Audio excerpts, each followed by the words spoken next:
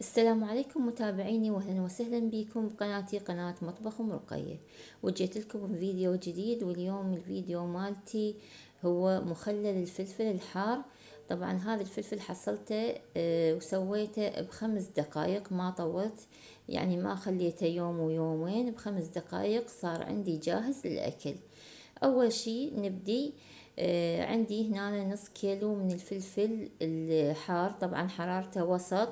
اختاروا الحرارة الوسط أحسن من الحار كلش، حتى لا يأذيكم بالأكل وطعمه يصير أطيب من الحار. أول شي غسلته غسلة زينة، خليت له شوية ملح للتعقيم بالماي، وغسلته زين وصفيته بالمصفي، خليته فترة ينزل مايه، يلا استعملته.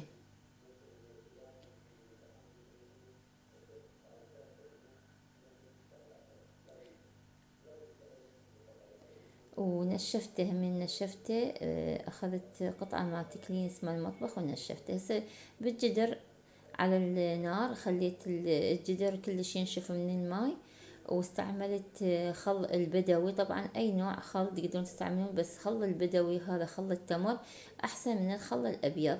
استعملت الخل التمر، خليت الجدر ينشف، بعدين خليت الخل على النار، وخليت خاشوقة من الملح الخشن، وضفت الفلفل طبعا قبل لا يفور الخل.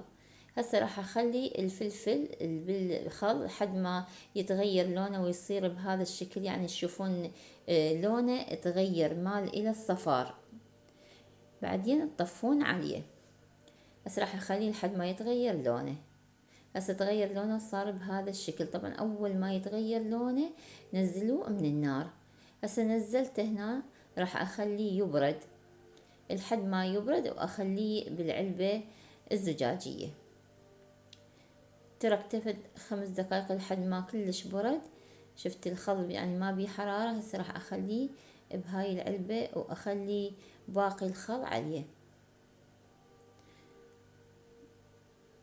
إذا وصلتوا إلى هذا المكان بالفيديو أتمنى تعلقوا لي وتعطوني لايك من إيديكم الحلوة، وإذا ما مشتركين بقناتي أتمنى تشتركون بقناتي.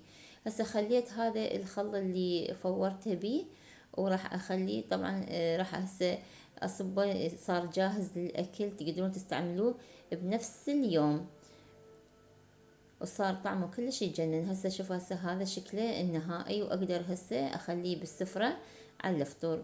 وان شاء الله عجبكم الفيديو، مع الف سلامة.